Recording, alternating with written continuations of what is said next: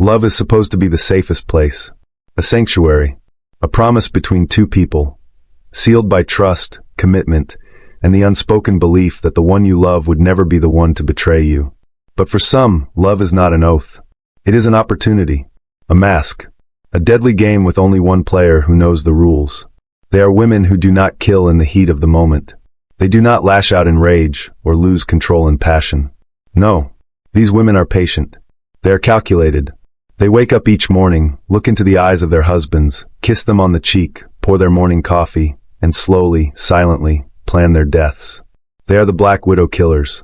Women who spin webs of deception, trapping men who never see it coming. Women who murder not for revenge, not in self-defense, but for something colder, more ruthless, money. They smile as they sign insurance papers. They shed tears at funerals. They write letters of grief, play the role of the heartbroken widow, and collect the life insurance payouts with trembling hands. But behind closed doors, there is no grief, no remorse. Just a simple, chilling question. Who's next? Some kill quickly. A dose of poison slipped into a cup of tea. A bottle of antifreeze mixed into a glass of wine. A gentle, soothing touch as they press a pillow over the face of a sleeping husband. Others take their time. Years of emotional manipulation, slow poisoning that mimics disease, carefully staged accidents. Some kill one man and are satisfied. Others keep going, perfecting their craft, erasing one life after another, until the bodies begin to pile up and the truth becomes impossible to hide. For centuries, these women have existed in the shadows of history.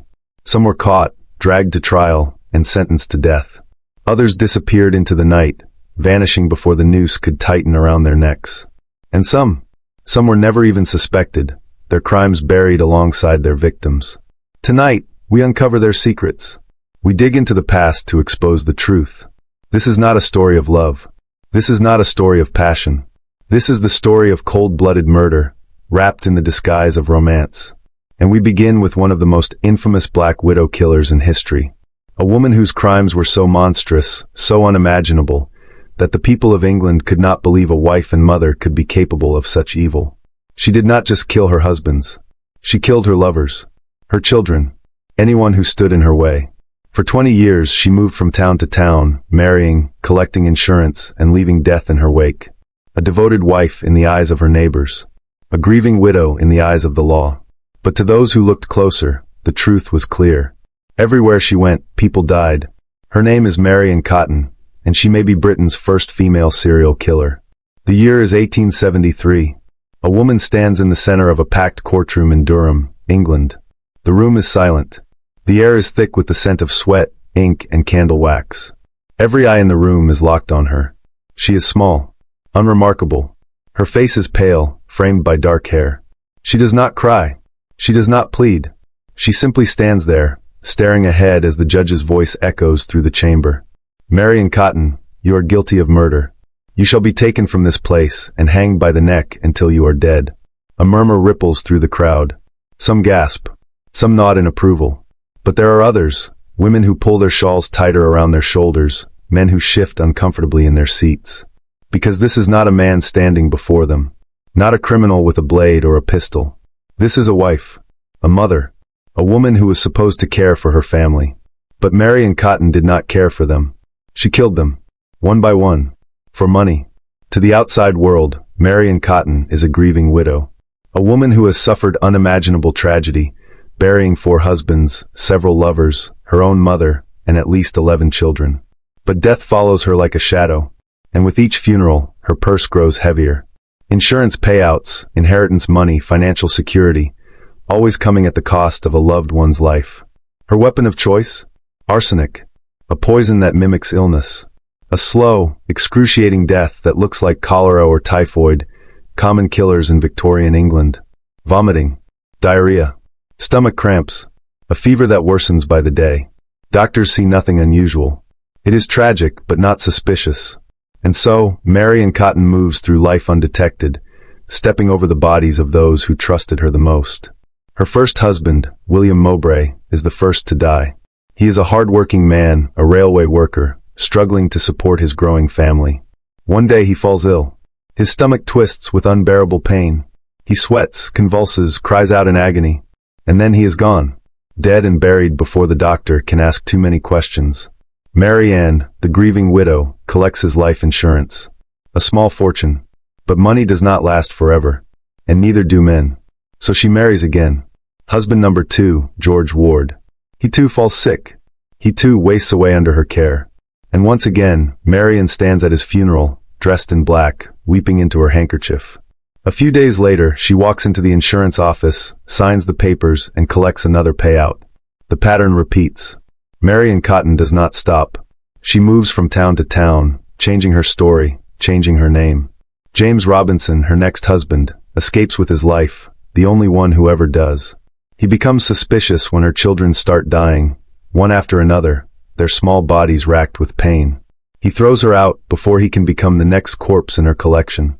But Mary Ann does not grieve lost love. She simply finds a new target. She meets Frederick Cotton. He is a widower with children, a man in need of a wife, someone to take care of his home, to help raise his boys. Mary Ann steps into the role effortlessly. Within months, she is Mrs. Cotton. But Frederick Cotton will not be a husband for long. Soon, he begins to complain of stomach pains. The symptoms are all too familiar. Sweating, cramps, vomiting, a slow, agonizing decline. When he dies, Mary Ann is the only one who is not surprised. Then his children fall ill, one by one. And when all but one of them are dead, Mary Ann makes one fatal mistake. She visits the local insurance office to ask about a policy for the last surviving Cotton child, before he is even sick. The clerk hesitates, frowns.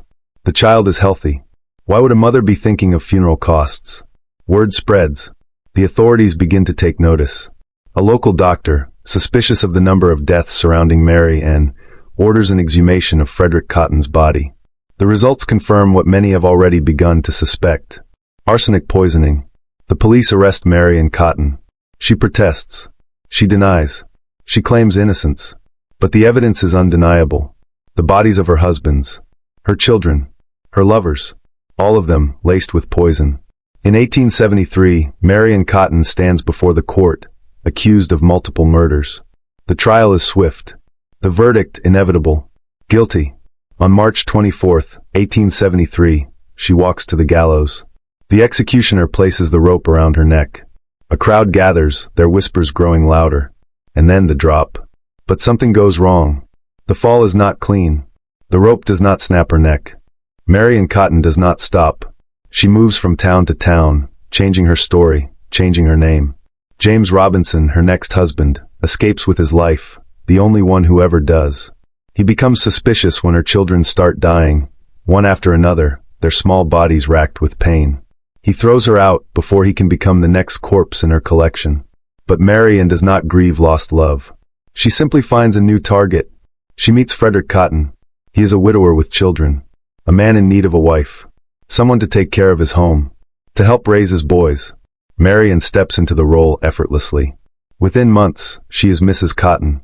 But Frederick Cotton will not be a husband for long. Soon, he begins to complain of stomach pains. The symptoms are all too familiar. Sweating, cramps, vomiting, a slow, agonizing decline. When he dies, Mary Ann is the only one who is not surprised. Then his children fall ill, one by one. And when all but one of them are dead, Mary Ann makes one fatal mistake.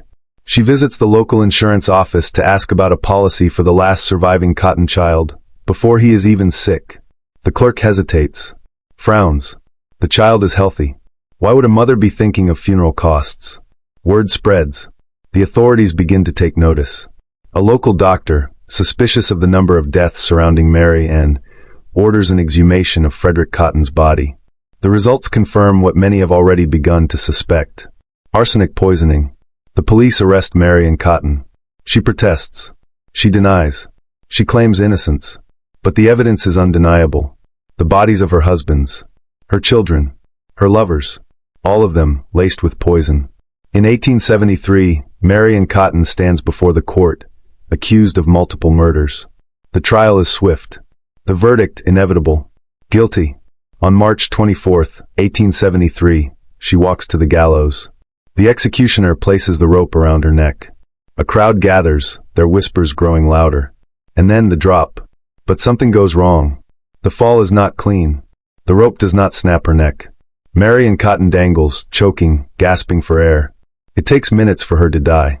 And as she takes her last breath, she leaves behind a legacy of horror. A woman who killed with a smile. A mother who poisoned her own children. A wife who turned love into a death sentence. The first of many black widows to come. But she would not be the last. It begins with an ad. A simple notice in the local paper. Personal, a woman of means seeks a good, honest man for companionship. Must be willing to relocate. Financial stability preferred.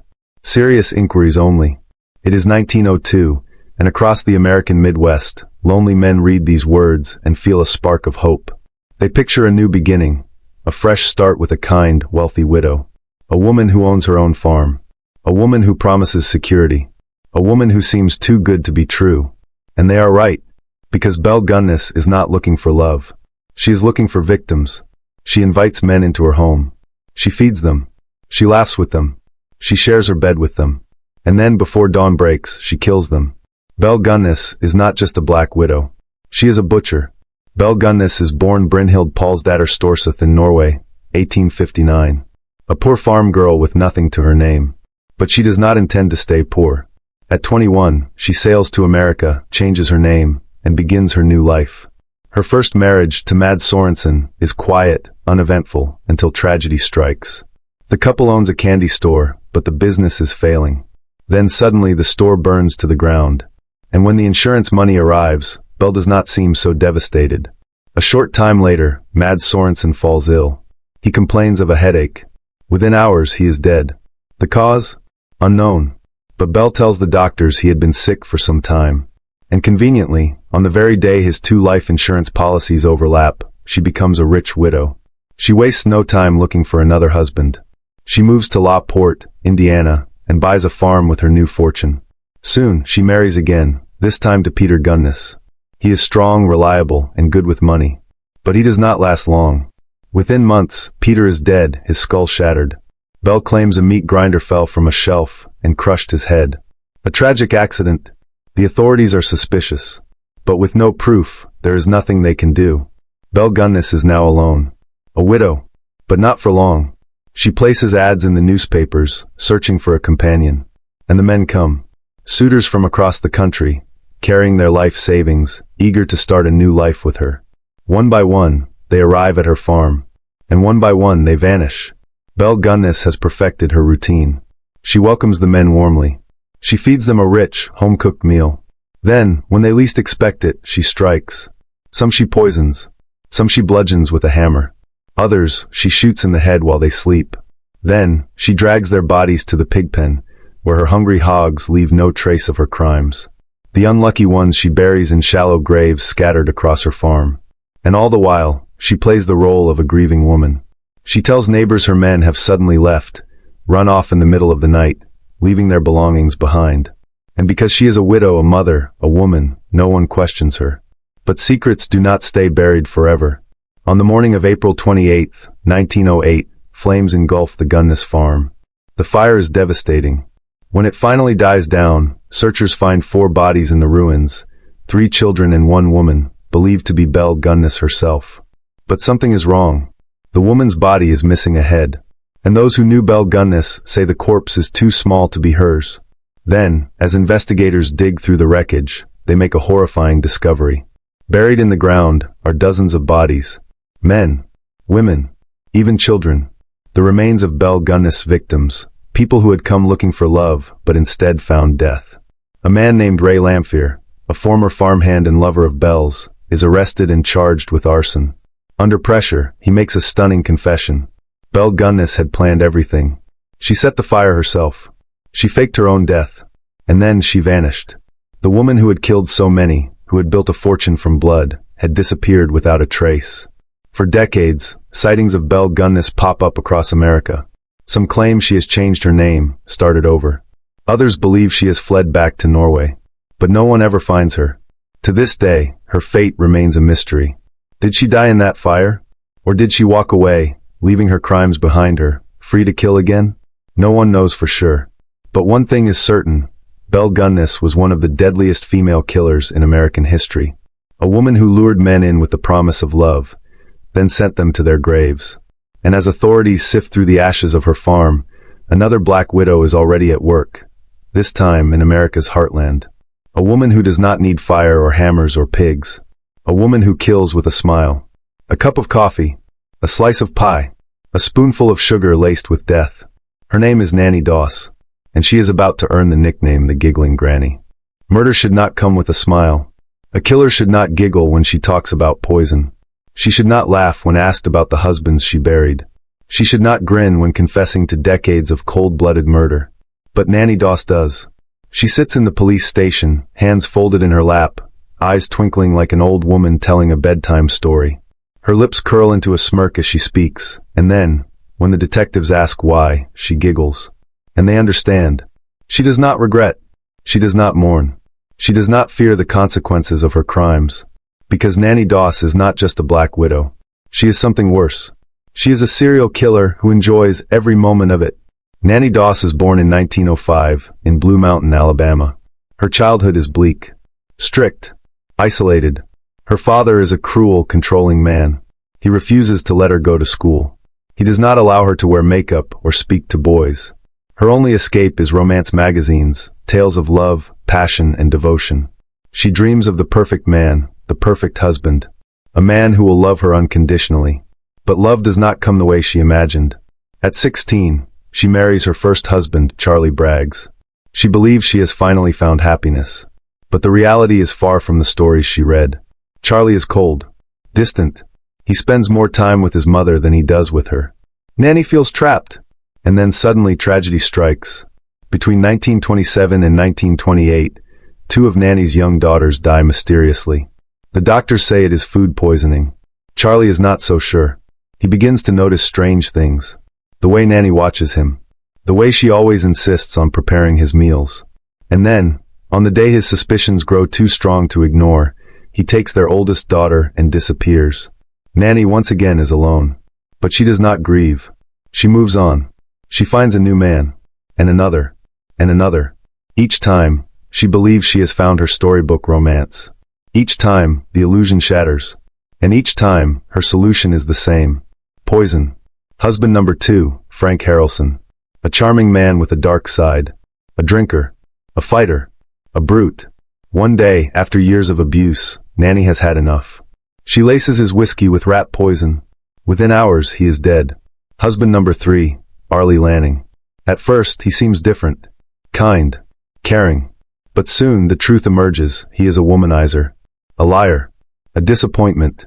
One morning, he wakes up feeling ill. Within days, he is dead. Nanny weeps at the funeral, plays the grieving widow. But before the town can ask questions, the house she shared with Arlie mysteriously burns down. And Nanny? She collects the insurance money and moves on. Husband number 4, Richard Morton. This time, Nanny does not kill for money. She kills for revenge. She discovers that Richard is cheating on her. That is all it takes. A few weeks later, he is dead. She does not even wait for the funeral before finding her 5th and final husband. Husband number 5, Samuel Doss. He is different from the others. A strict, conservative man. A churchgoer. He forbids Nanny from reading her romance magazines. He demands she live a quiet, disciplined life. That is his first mistake. His second mistake is trusting Nanny when she offers him a cup of coffee. Within hours, he is in the hospital, violently ill. The doctors save him. They tell Nanny to take good care of him. She nods, smiling sweetly. That night, she doubles the dose of poison. By morning, Samuel Doss is dead. For decades, Nanny Doss gets away with murder. But this time, she makes a mistake. Samuel's doctor orders an autopsy. He finds enough arsenic in his system to kill a horse. The police come for Nanny. She does not fight. She does not run. She simply smiles. And when they ask her why she killed 4 husbands, her own children, her mother, her sister, and even her grandson, she giggles. I was just looking for the perfect man, she says. She confesses to 11 murders, though many believe the number is higher. In 1955, at the age of 50, Nanny Doss is sentenced to life in prison.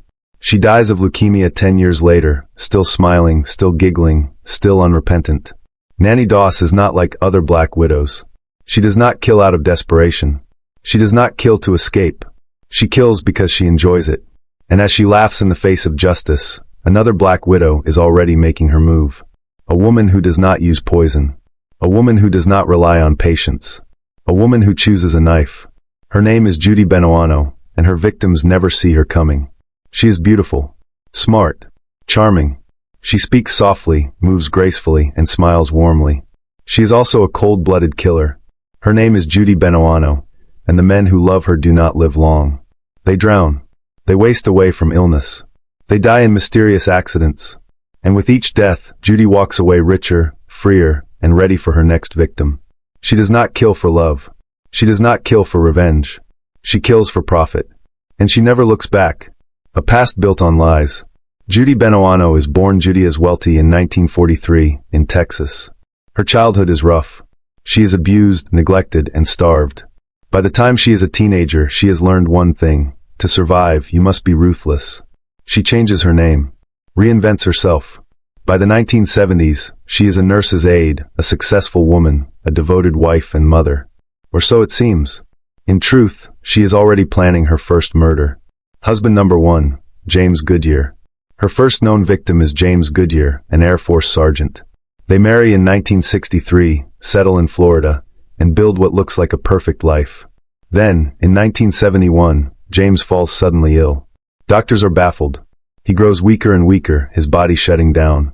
And then he dies. The official cause? A natural illness. Judy collects the life insurance payout, wipes away her tears, and moves on. But she is not finished. A pattern emerges. Just months after James's death, Judy's next boyfriend, Bobby Joe Morris, experiences the same symptoms. He wastes away, racked with pain, and in 1978, he dies. Again, Judy collects thousands in insurance and disappears. By now, she knows the game well. She has discovered her weapon of choice, a slow, agonizing poison that mimics natural disease. But she is about to become even bolder. Her own son becomes a victim. In 1979, Judy's 19-year-old son, Michael, is preparing for a bright future. A strong young man, he has joined the military, ready to serve his country. But then, out of nowhere, he falls gravely ill. His legs weaken. His arms become useless. He can barely walk. Doctors are mystified. They diagnose him with a rare nerve disease. But it is no disease. It is arsenic poisoning, the same method that killed her husbands. Michael is discharged from the military. Helpless, paralyzed, he moves back home with his mother, trusting her completely. She tells him she wants to take him on a trip. A canoe ride. A peaceful afternoon. Just mother and son. But as they drift into the deep waters of the East River in Florida, the canoe suddenly flips over.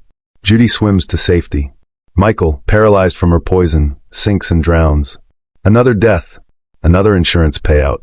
And no one suspects a thing. The suspicious car bomb. Judy does not stop. In 1983, she meets John Gentry, a wealthy businessman. They fall in love. She tells him she wants to start a new life together. She encourages him to take out a large life insurance policy. Then, one night, John gets into his car. The moment he turns the key, the car explodes. Somehow he survives. And when detectives begin investigating, they uncover a horrifying trail of death, deception, and greed. Michael's autopsy reveals arsenic poisoning. Bobby Joe Morris's body is exhumed, more arsenic. James Goodyear? Poisoned. One by one, her secrets unravel. Judy Benoano is arrested. And for the first time, she is trapped. The fall of the Black Widow. In 1998, Judy Benoano becomes the first woman to be executed in Florida in 150 years. She sits in the electric chair, her face calm, unreadable. There is no confession, no remorse. The switch is flipped, and the Black Widow of Florida is finally gone. But she is not the last, because while Judy is awaiting execution, another woman is already making her move. A woman who does not use poison. A woman who does not wait for her victims to weaken. A woman who is ready to kill with her own hands. Her name is Delfina Gonzalez, and she is about to become one of Mexico's most feared murderers.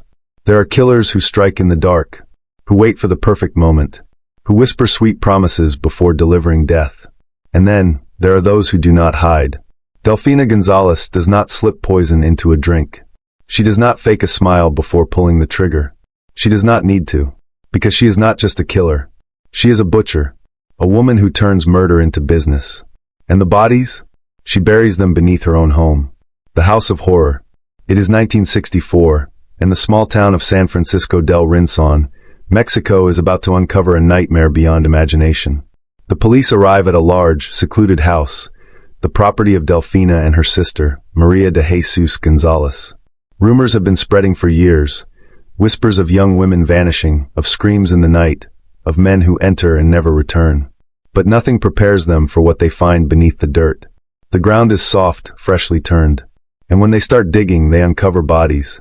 1, 2, then 10, then dozens, rotting, twisted, tortured, and at the center of it all, 2 women who show no remorse. Sisters of death, Delfina Gonzalez and her sister Maria de Jesus are not ordinary criminals. They are brothel owners, women who lure young girls with promises of work and safety. They tell poor families, "Your daughters will have good jobs here. We will take care of them," and the families believe them. But once the girls arrive, they are never free again. They are beaten, drugged, and starved. They are forced to serve men until their bodies break. And when they no longer make money, they are executed. Some are strangled. Some are beaten to death. Others buried alive. And if customers complain, if men demand too much, the Gonzalez sisters kill them too. A reign of terror. For over a decade, Delfina and Maria de Jesus run one of the most brutal human trafficking rings in Mexican history. They recruit women from all over the country, bringing them into their brothel of death. They bribe the police. They pay off politicians. They become untouchable.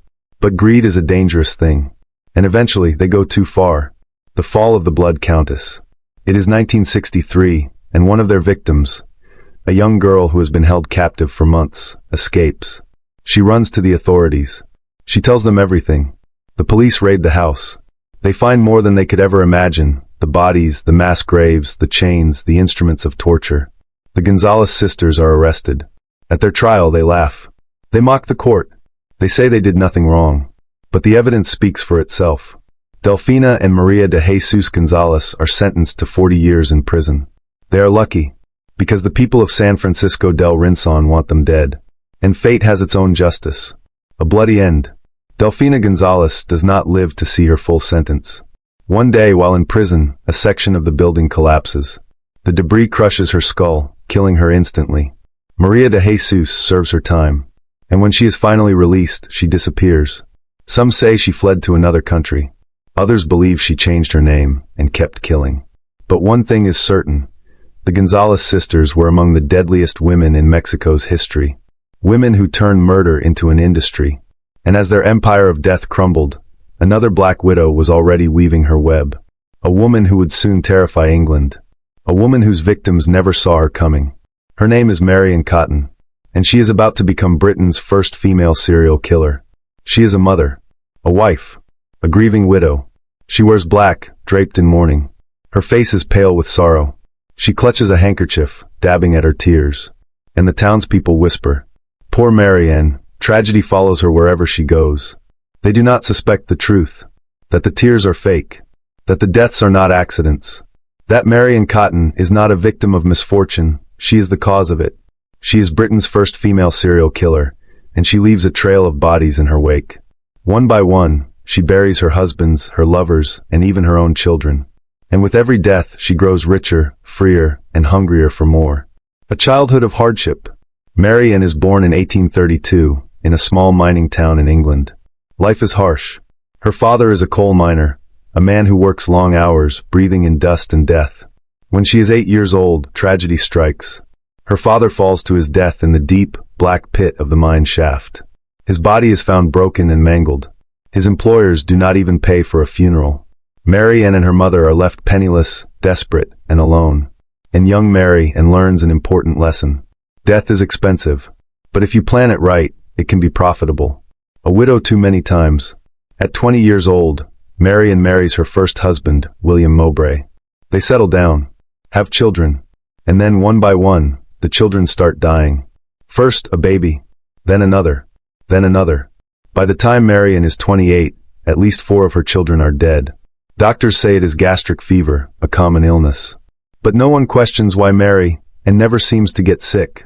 No one notices the small bottle in her home. A bottle filled with arsenic. Then, in 1865, tragedy strikes again. William Mowbray falls mysteriously ill. His stomach cramps. He vomits uncontrollably. He screams in pain. Days later, he is dead. Marion collects a handsome insurance payout and moves on. But she is not finished. She marries again, and again, and again. Each time, she plays the role of the grieving widow. Each time, her husbands fall violently ill and die. And each time, she walks away with their money. The death toll rises. By the late 1860s, Marion Cotton has left behind a trail of corpses. For husbands all dead. At least 11 of her 13 children gone. Lovers, stepchildren, even her own mother, all perishing in the same painful way. The cause of death? Always the same, stomach ailments. The real cause? Arsenic poisoning. But no one suspects her. Not yet. Her final mistake. By 1872, Marion is desperate. She sets her sights on her next victim, a man named Frederick Cotton. She seduces him, marries him, and soon his children start dying. Then, Frederick himself falls ill. His stomach twists in agony. He sweats, shivers, vomits. And then, he is dead. Marion pockets the insurance money and moves in with her next lover. But this time, she has made a mistake. A local doctor is suspicious. He orders an autopsy on Frederick Cotton. And when he does, he finds enough arsenic in his stomach to kill an army. Marion is arrested. The townspeople turn against her. They realize the truth. She is no grieving widow. She is a monster. Britain's first female serial killer. In 1873, Marion Cotton stands trial for murder. The evidence is overwhelming. The jury takes only 90 minutes to convict her. Her punishment? Death. On March 24, 1873, she is led to the gallows. The executioner places the noose around her neck. The trapdoor opens. But something goes wrong. Instead of snapping her neck instantly, the rope is too short. Marion does not die quickly. She struggles, gasping for air, kicking wildly as she slowly strangles to death. It takes several minutes for her body to stop moving. And when it is over, the world breathes a sigh of relief. Marion Cotton, Britain's first female serial killer, is finally gone. But her story is not unique. Because even as she takes her final breath, another woman is already making her move. A woman who does not wait for illness. A woman who does not use poison. A woman who wields an axe. Her name is Lizzie Borden, and her victims will never forget her name. A warm summer morning, August 4th, 1892. In the quiet town of Fall River, Massachusetts, life moves slowly. The sun shines down on white wooden houses. The streets are peaceful still. And inside 92 2nd Street, a brutal nightmare is about to unfold. Because soon 2 bodies will be found. Skulls crushed. Flesh hacked apart. And at the center of it all, a young woman with cold, dark eyes. Her name is Lizzie Borden. And before the day is over, her name will be whispered in fear across America. A house full of secrets. Lizzie Borden is 32 years old, unmarried, and restless. She lives in a house filled with tension, alongside her wealthy father, Andrew Borden, and her stepmother, Abby Borden.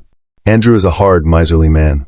He hoards his money, refuses to install indoor plumbing, and treats his daughters like burdens instead of family. Lizzie hates him for it. She despises Abby even more. She believes her stepmother is only after the Borden fortune, money that should belong to her and her older sister, Emma. Inside this house, resentment simmers. Until one morning, it explodes. A crime of unmatched brutality. The housemaid, Bridget Sullivan, is upstairs resting. She is sick with heat exhaustion, tired from scrubbing floors. Emma Borden is away, visiting family. Andrew Borden relaxes on the couch, drifting to sleep. And then the first blow falls. A hatchet, sharp, heavy, merciless, swings down. Once. Twice. Again. And again. 10 times. 17 times. Andrew's face is obliterated. His skull split in 2. His eyeball severed clean from its socket. The killer steps back. Blood drips from the walls, the ceiling, the furniture. But the murder is not finished. Because upstairs, in the guest bedroom, Abby Borden is still alive. She barely has time to turn around before the blade strikes her skull. Once. Twice. 19 times. She collapses face down, her lifeless body pooling in her own blood. And then silence. The horror unfolds. At 11:10 a.m., Lizzie Borden calls for help. Bridget Sullivan runs into the sitting room and screams. Andrew Borden is unrecognizable, his face nothing but shattered bone and gore. Neighbors flood into the house. Police arrive. And when they go upstairs, they find Abby's corpse in a growing pool of red. 2 people, brutally slaughtered in broad daylight. And yet, there is no sign of forced entry. No footprints in the blood. No robbery. Nothing missing. And standing in the middle of it all, Lizzie Borden. Suspicion falls. The town cannot believe it. Lizzie Borden, a Sunday school teacher, a wealthy young woman, could not possibly have done this. And yet, her story makes no sense. She claims she was in the barn during the murders. But the dust inside is undisturbed. No footprints. No sign of her presence. She changes her story, again and again. She acts oddly calm, even as the bodies of her father and stepmother lay shattered in the house. And then, the real clue emerges. A few days after the murders, a dress is found, burned in the fireplace. Lizzie claims it was stained with paint. But the police believe it was covered in blood. And soon, she is arrested for murder. The trial of the century. The world watches in shock. A woman, a wealthy, respectable woman, on trial for butchering her own parents. The newspapers eat it up. Lizzie becomes a sensation. But inside the courtroom, something unexpected happens. The jury, all men, cannot believe that a young, upper-class woman could commit such a violent crime. Her defense team paints her as a helpless victim of circumstance. And the hatchet itself? It has no blood, no fingerprints, no proof linking it to Lizzie. On June 20th, 1893, after only 90 minutes of deliberation, the jury reaches a verdict. Not guilty. Lizzie Borden walks free. The woman who got away with murder. But she never escapes suspicion. The people of Fall River turn against her. She is shunned, hated, whispered about. They say she still hears the screams of her father and stepmother in her sleep. They say she never touched another hatchet for the rest of her life. And they say that, sometimes, on quiet nights, you can still hear the chilling rhyme. Lizzie Borden took an axe and gave her mother 40 whacks. When she saw what she had done, she gave her father 41. But whether she really killed them or not, one thing is certain. Lizzie Borden got away with murder. And she was not the last woman to do so. Because while Lizzie lived out her days in infamy, another killer was rising in Europe. A woman whose victims begged for mercy, but none was given. Her name is Amelia Dyer. And her crimes would make even the most hardened criminals shudder in fear. The world expects killers to be men. Society tells us that women give life, they do not take it. That they nurture, they care, they protect. But history tells a different story. A story of women who smile while they sharpen the blade. Women who whisper words of love while stirring poison into a drink. Women who hold their victims close, waiting for the moment to strike. They are the Black Widow killers. They do not kill out of rage. They do not kill in self-defense. They kill because they want to. For money. For power. For the thrill of getting away with it. Some, like Delfina Gonzalez, build empires of death, burying victims beneath their own feet. Some, like Marion Cotton, let their victims waste away, dying slow, agonizing deaths. Some, like Lizzie Borden, pick up an axe and make sure there is nothing left to recognize. And some, like Amelia Dyer, like Belle Gunness, like Nanny Doss, kill over and over again, slipping through the cracks of justice. Because killers like these, they know how to hide. They know how to make the world believe in their innocence. And sometimes they get away with it. Even now, in the present day, how many Black Widows walk among us? How many laugh, love, and deceive, while planning their next victim's final breath? And how many will we never even suspect? Because if history has taught us anything, it is this. The deadliest predator is the one you never see coming. And sometimes the last face you ever see is smiling. The stories you've heard tonight, they're not just history. They are warnings. Because killers like these, they don't disappear. They evolve. They learn. And somewhere, right now, a new Black Widow is planning her next move. Who will be her next victim? Will she be caught? Or, like Marion Cotton, like Lizzie Borden, will she walk free? If you want to uncover more twisted tales of crime, deception, and murder, make sure to subscribe. Because in the world of true crime, the next shocking story is always just around the corner. And sometimes the killer is closer than you think. Subscribe now if you dare.